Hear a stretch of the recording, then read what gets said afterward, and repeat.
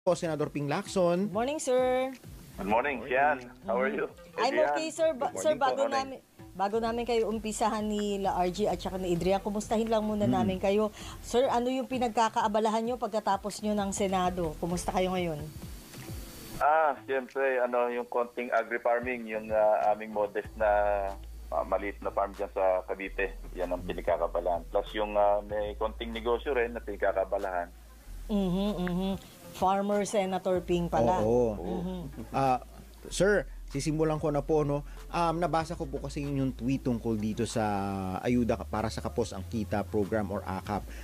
Bilang eksperto po sa pagbabantay po ng budget, dahil sa mahaba ninyo na rin karanasan bilang senador, kailan po ba maituturing na insertion ang isang budget item at ano ho ang hindi maganda sa insertion?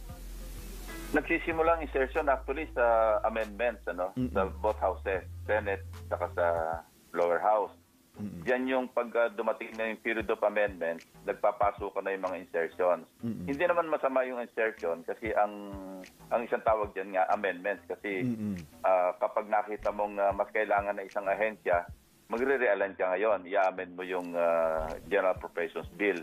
So walang masama doon. As long as ang tinatawag nating, dalawang klase kasi yung amendments institutional at saka yung individual. Ang masama, ang pinag-uugatan ng corruption, yung individual amendment. Kasi pumapasok yung personal interest.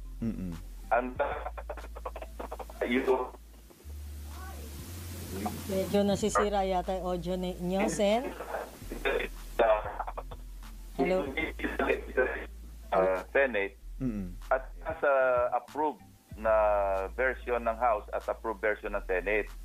Pero pagdating sa BICAM, kaya tayo nagba-bicameral conference kasi yung disagreeing provisions, maski anong bill, hindi lang sa budget bill, budget measure. Yung mga disagreeing provisions, meaning nagkaiba yung version ng House at saka yung Senado, diyan nire-reconcile sa BICAM. Ang nilabasan sa AKAP, wala naman doon sa approved on third reading o yung tinatawag na House version at saka Senate version ng General Appropriations Bill, biglang sumulpot doon sa BICAM. Sa BICAM, alam naman natin siya yan, di ba, Adrian? Meron na rin kayong karanasan dyan at saka meron na rin kayong kaalaman. Yung bicameral conference sa budget, walang minutes. At ito'y hindi dinadaluhan, hindi covered ng media ito. Walang pwedeng nando sa loob ng kwarto, kundi exclusive para doon sa mga members ng bicameral committees ng both houses. So doon, maraming pwede talaga mangyari.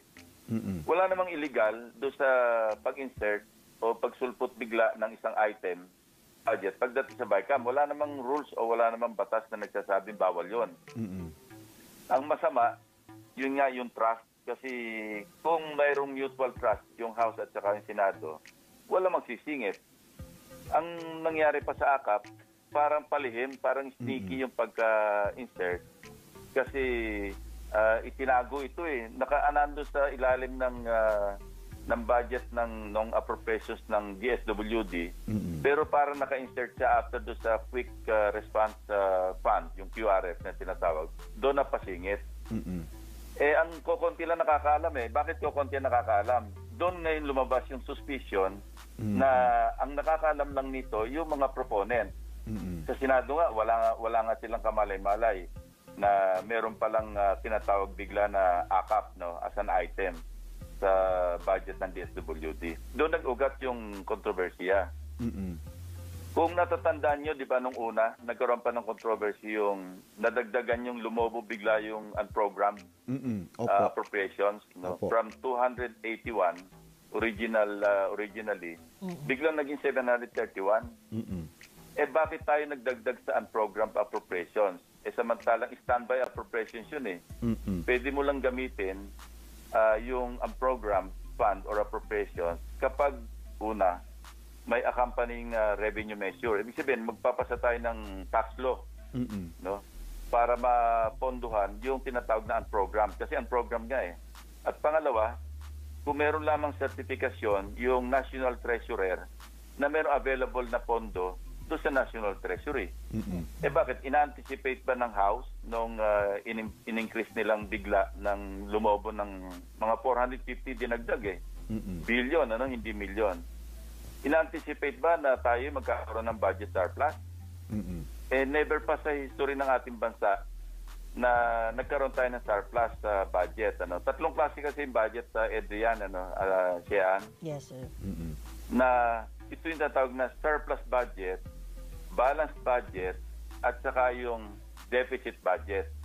Ang Pilipinas, mula sa pool, lagi tayo nasa deficit budget. Yun ang ating umiiral dito sa atin. Muntik na tayo magkaroon ng balanced budget ng mga mid-1990s. Panahon ni FBR. Hindi dahil sa maganda yung collection ng ating revenues, tinatawag na tax revenues o kaya yung non-tax revenues, kundi maraming ibinenta na asset ng gobyerno si FBR. Kung natatandaan ninyo, yung Port Bonifacio, binenta yon, pero ang purpose noon para ma-modernize yung ating AFP. At marami pang ibang mga assets ng gobyerno na binenta. So, muntik na tayo makaabot doon tinatawag na balanced budget.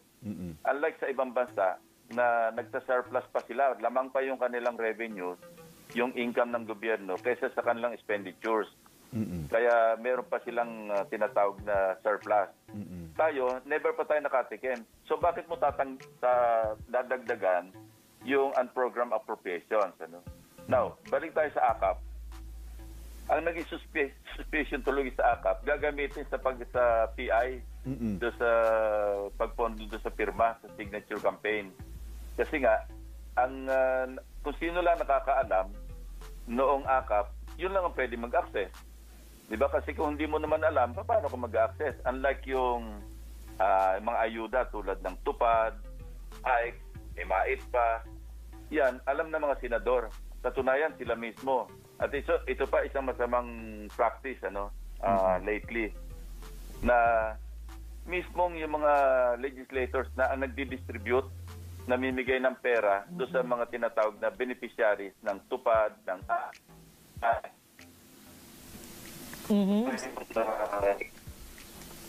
Hello. Hello, Sen. Medyo nasisira po yung signal po ninyo. Nawawala ba? Sorry. Ayan, sir. Yes, sir. Yes, sir. Pero, sir, opo, yun nga. Pakiulit, sir. Yun yung medyo meron kayong reservation na kasi ngayon nga uso na yung mga politician na yung nagdi-distribute. Obligasyon nyo ba yun, sir? I mean, obligasyon ba yun ng mga mambabatas o ng mga politicians? Hindi lamang sa hindi obligasyon. Bawal yun. Kasi napuputol si Senator Ping. Pero, teka, Sheila, Sen, patawagan ka uli namin, medyo napuputol po, sumasama yung linya ni Senator Ping. Pero, pinatatawagan po natin ngayon kasi nga maganda yung point niya, na unang-una, yung pala, RG, Adrian, sa hindi nakakaalam nga, yung BICAM pala, ay wala ring minutes of the meeting. So, maliban sa closed door discussion siya, wala siyang minutes of the meeting. At saka yung pino-point out nga ni Senator Ping, yung isa pa, yung pagdidistribute.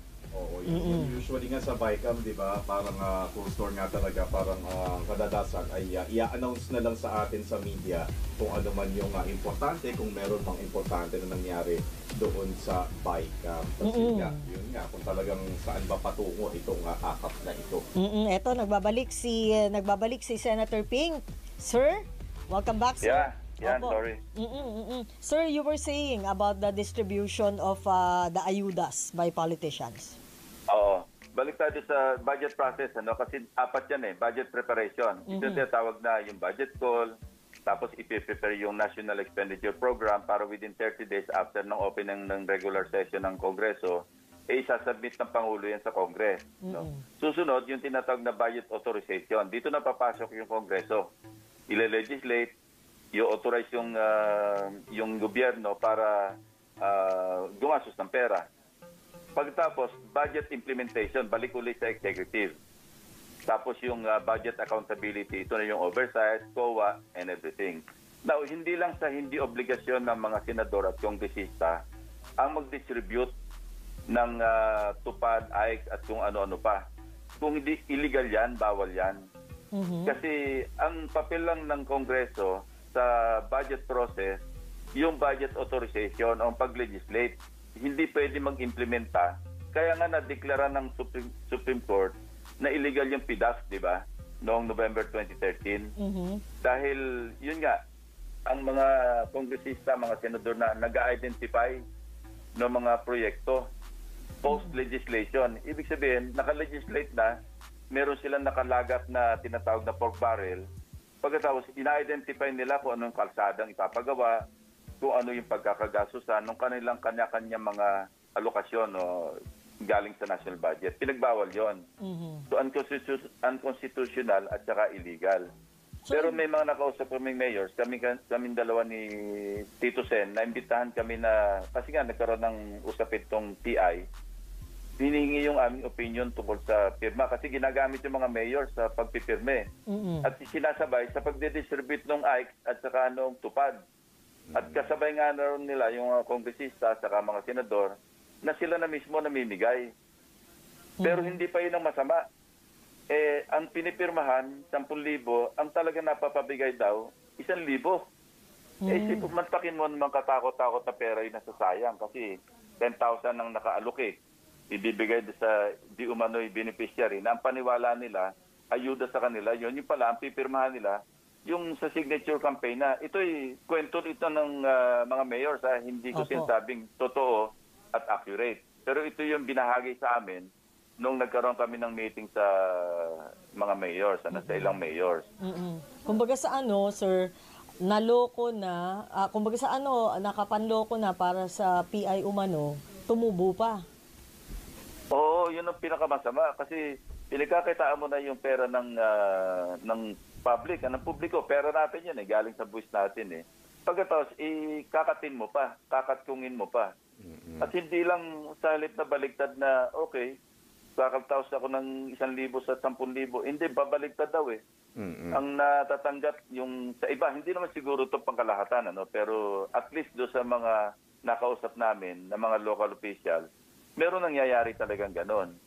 At ina-attribute nila yung pag-distribute doon sa kongresista o sa senador na present during the distribution. Minsan nga raw, ang mismo nagbibigay na ng cash yung legislator na yun na napakabawal talaga kasi hindi po pwede mag-implementa o mag-execute ng budget law, ng Appropriations Act, yung legislator. Kasi ang papel lang ng legislator talaga, mag-legislate, magbigay ng authorization. Kanya-kanyang papel yan Kaya may separation of powers At ang distribution talaga, Senator Ping, ay dapat talaga ay siguro yung mga social worker na lang? Hindi, ahensya talaga. Ang dapat nagdi-distribute kung halimbawa yung AKAP, kung yung tupad ay yun nasa ilalim ng budget ng DSWD. Dapat ang nagdi-distribute doon DSWD. Ahensya. Ngayon yung ano naman, mga kalsada, mga tulay, mga public kung ano man yung infrastructure na mga proyekto, ang dapat ang nagpapatupad noon DPWH o kaya DOTR. Kanya-kanyang papel Bakit pangimasukan ng mga kongresista at saka mga senador yung pag-implementa ng budget, tapos na yung role. At babalik lang uli ang role ng Congress doon sa tinatawag na oversight. Halimbawa, darating uli yung susunod na budget deliberation, doon na lalabas, kung natatandaan niyo, di ba kami noon, pagka yung may budget deliberation, ako inuurirat ko at binabalikan ko yung mga 1, 2, 3 taon na nakakalipas kung paano ginastos yung mga budget ng mga ahensya.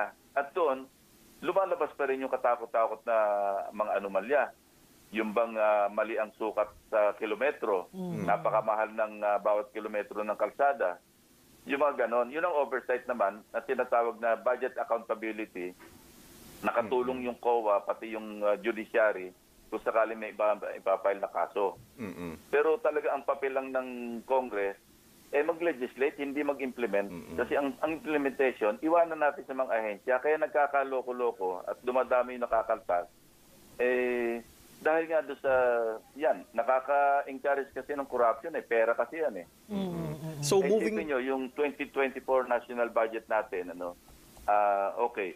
Kasi hati-hati yan Meron tinatawag na yung programmed appropriations o tinatawag na regular budget.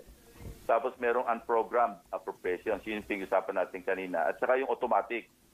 Yung automatic appropriations, nag-ugat yan doon sa mga 30 years ago yun eh. Ang nagpirma ng batas na yan, si dating Pangulong Marcos, Ferdinand, Edralin Marcos Sr., na kaya siya nagpirma ng batas na gano'n dahil nagkakaroon na tayo ng utang noon. Ang intention talaga ng automatic appropriations law, yung debt servicing lang. Kasi kailangan automatic yun eh. Kasi obligasyon ng basta yun na magbayad ng utang, hindi lamang sa mga foreign lenders, kundi pati yung utang sa loob, yung mga treasury bonds, yung mga ganyan.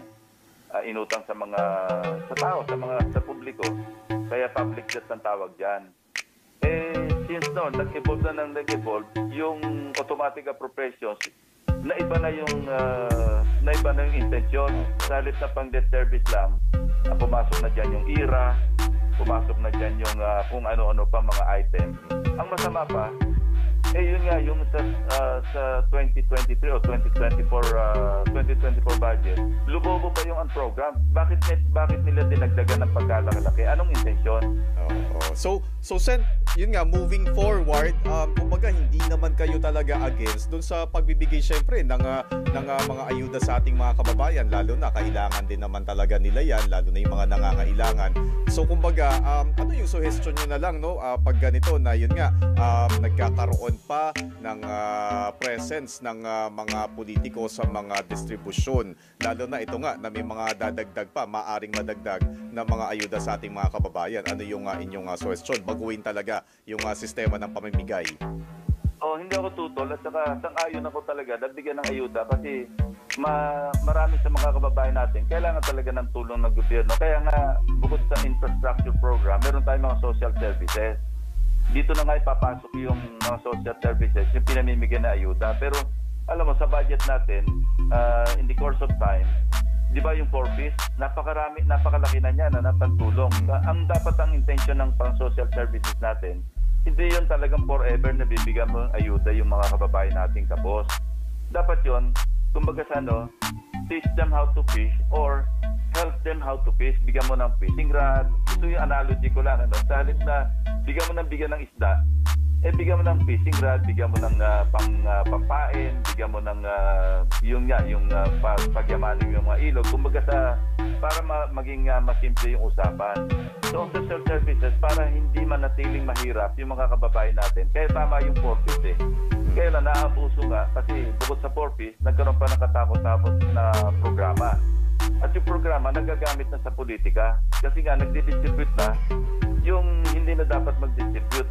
Ang masama pa nito, hindi tunay na beneficiary sa nabibigyan. Kung sino yung mga anak ng leader, ng politiko, kung sino yung mga tumulong sa kanila ng nakarang eleksyon at tingin nila ng tulong sa susunod na eleksyon, yun pa nabibigyan. Not necessarily mahirap.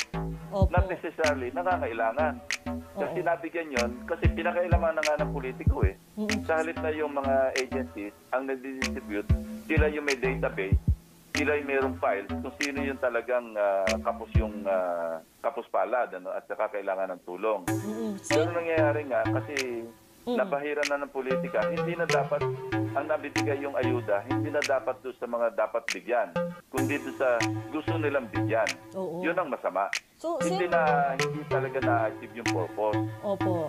Pag ganun pala, Sen, pwede palang ireklamo yung mga politiko o kaya pwedeng i-criticize yung mga politiko na nagdi-distribute ng mga ganun, ano?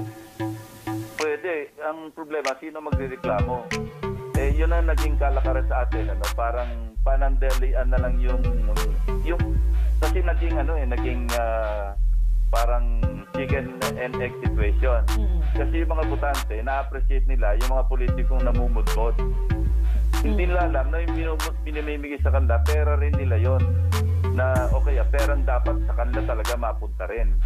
Tinataw nilang utang na loob. At ito naman politiko siyempre, nakikipag-compete na ngayon sa mga namimigay. Pag hindi ka namigay, baka hindi ka maboto. So yun ang sumama yung kalakaran.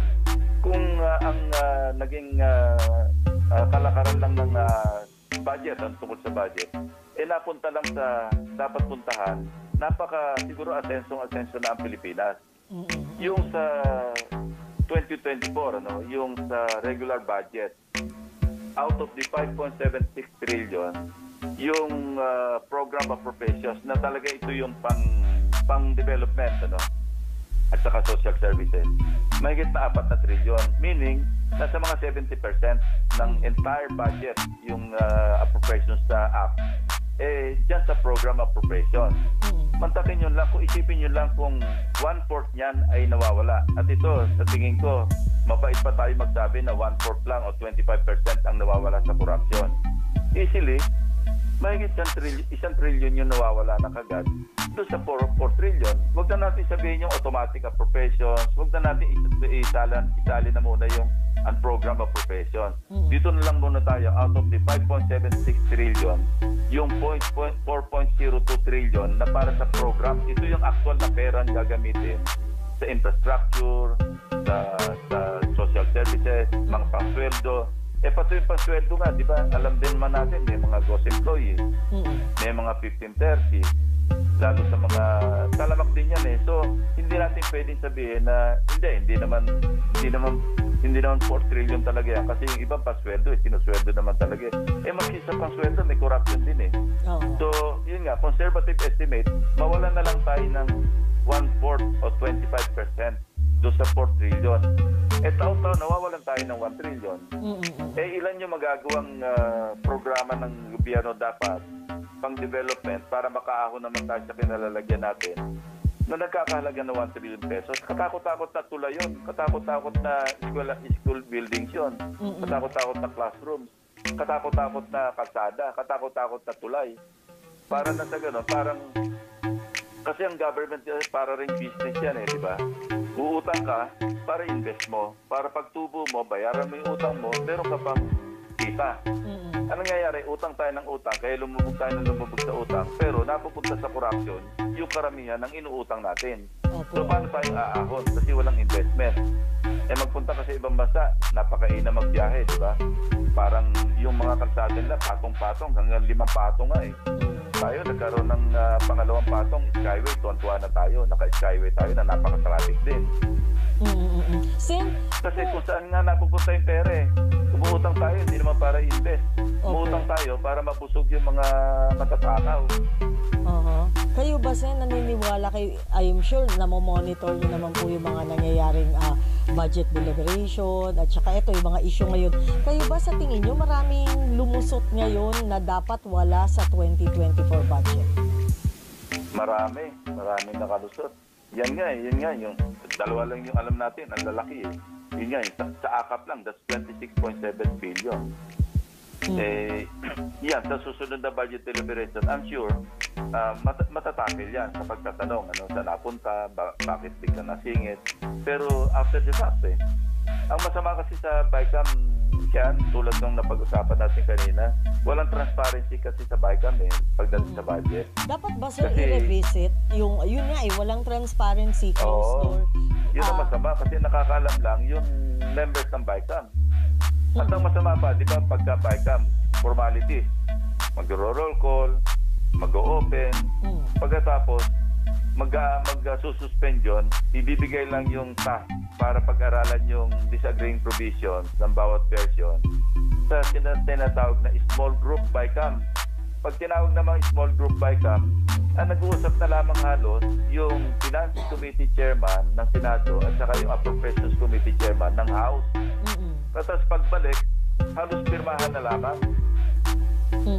Mas malala pa ngayon nangyari yung sa amin noon, yung panahon namin noon ni na Tito Sen, ni na Senator Frank Drilon, na-ratify na.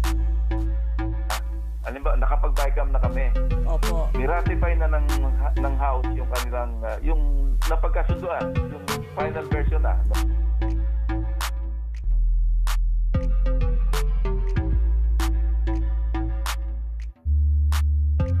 Kasi nag-bicameral na eh. Yung Senado, nag-ratify na rin kami. Ito na yung budget talaga.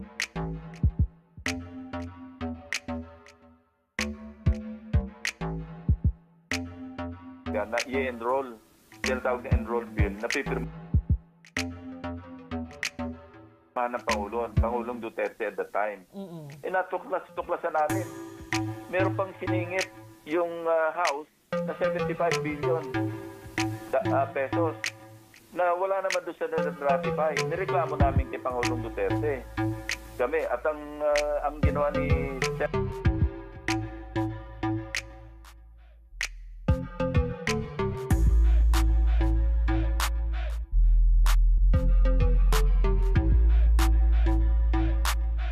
President Tito Soto noon, ang pinirmahan niya lamang, kinualify niya yung kanyang pirma sa enroll bill. Kasi kung hindi naman pipirmahan yung enroll bill, abutin tayo ng reenacted budget.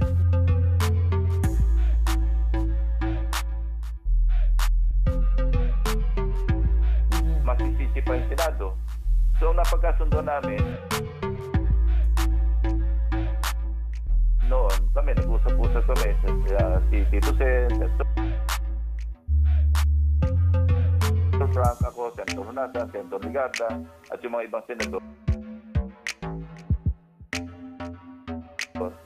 Ano ba maganda natin gawin para hindi masisi yung Senate? At para hindi naman parang ang napahamak yung taong bayan. So, ang pinirmahan ni Tito Sen noon, yung niratify lang na Senado, kinualify niya. Pagdating sa Malacanang, tinatawag kami ni Presidente Duterte. At hindi lang yun, ang natuklasan pa nila, hindi lang pala 75 billion, yun lang nasilip namin na dinagdag after ratification doon sa enroll bill. Yung pala, naging 95 pa. Natatanda niyo, first time na nagkaroon ng veto sa budget na ganong kalaki, 95 billion pesos.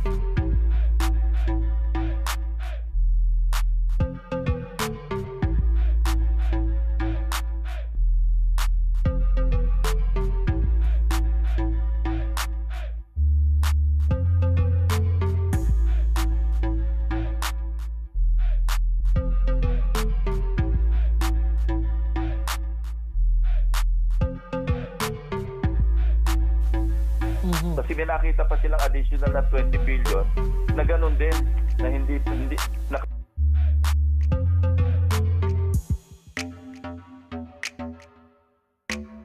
kaligtas pa rin sa amin. So sa pag-scrutinize ng Malacanang yung kanilang mga research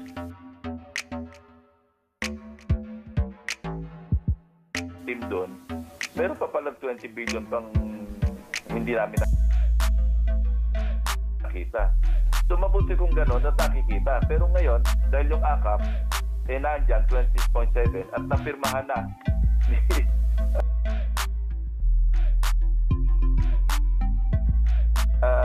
ni Presidente Marcos yung 2024 budget, nandun ngayon sa budget yun. Ngayon, ang problema, yun nga, kaya nagkabukuhan kasi nga lumabas yung issue ng signature campaign. At parang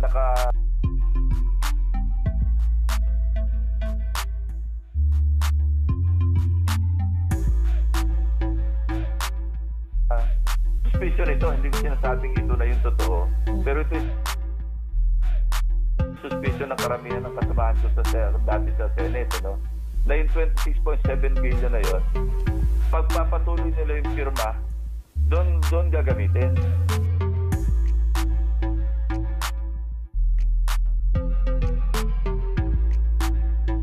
Kasi kung konti nakakalam nun At kung hindi mo alam yung budget, allocation, appropriation, hindi ka makaka-access doon. Wala makaka-access na senador doon.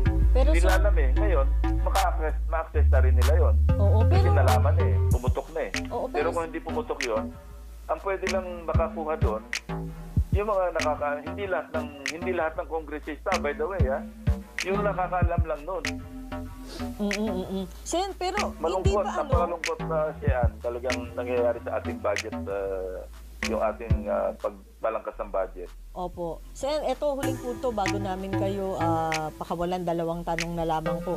Ano yung nararamdaman nyo bilang dating bahagi ng Senado sa nagyayari ngayon na balitaktakan sa pagitan ng Kamara ng mga senador at kongresista dito nga po sa issue ng People's Initiative, etong Chacha? Unang-una, hindi healthy. Dapat magkasundo yung lower house at saka yung upper house. Medyo lumalim at mabuti na lamang nagkatagpo si Senate President Mig at saka si Speaker Martin Romualdez doon sa birthday celebration ni JPE, ni Secretary Enrile. At sana magtuloy-tuloy na, magkaroon ng dialogue na sa ganon, maiayos yung pag-ugnayan. Hindi pwedeng nag-aaway ang Congress, House of Representatives at saka yung Senado. Ang loser dyan, yung publiko. Kailangan magkasundo sa magandang paraan, hindi magkasundo sa masamang paraan. Masama rin yung magkasundo sila na tayo na lang makinabang dito, wala na tayong reklamuhan. Masama rin yun, lalong masama pa yun. Magkasundo, magkaroon ng check and balance, pero sa maayos na pamaraan. Yung parang statesman-like, ika nga, o kaya mataas yung antas ng diskusyon. Hindi yung bangayan, kundi yung pag-usapan na maayos. Para sa kapakanan ng kababayan natin at sa kapakanan ng bayan. Yung pangalawa, yung nararamdaman, para-para tayong nararamdaman yan. Siyempre, nahaiblan tayo, nai-stress tayo, at saka nagagalit tayo. Pag narinig natin na, minsan, di ba, kaya siguro karamihan sa kababayan natin, hindi rin nagbabayad ng tamang buwis. Iniisip nila, ba't ako magbabayad ng tamang buwis? Ninanakaw naman nila. So, parang ito yung sinasabi ko, chicken and egg situation na lalo tayong lulubog kapag ganyan ng kaisipan ng nasa gobyerno at saka yung nasa publiko. Sen, last point, marami nakakamiss sa inyo sa larangan ng politika. Kayo po ba daw ay makikita nila sa 2025 na magbabalik sa Senado? Actually, siya talagang retirement mode, pero tuwing makakarinig ako, makakabalita ako ng ganito, ng pag-abos sa budget. Kasi alam mo naman yan, di ba, for the longest time, talagang yan naman ang naging advocacy ko eh. Kasi yan ang pinag-uugatan talaga ng corruption. Hindi naman tayo nag-sound messianic, pero pag nakakarinig ako ng ganon, parang kinakati yung balat ko, parang nag-iisip na akong bumalik para makatulong maski pa paano, pero nasabi ko na nga na ang mode ko, retirement mode kasi masarap naman yung pakiramdam na nakapahinga ka, kasi more than 50 years na rin ako sa gobyerno since nung nag-second lieutenant ako, naging kadeta ako sa PMA. Medyo ang iniisip ko, tama na sana kasi siguro nakakontribute na ako, pero pag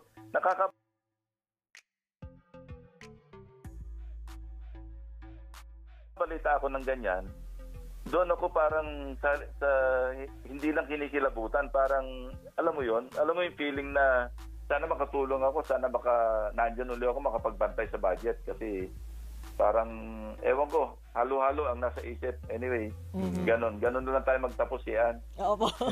Pero hopefully we will see you again. For now, farming mode muna. Yes, opo. Sir, we hope to see you again. Maraming salamat po sa inyong oras at impormasyon. Happy Thank you. farming. Yeah, missing you, Sian. I miss you, sir. I miss you too. At we will see you again. Thank you po. Maraming salamat Thank po, you. sir. Good morning po. Yan po si dating Senador Panfilo Ping Lacson. Oo. Alam mo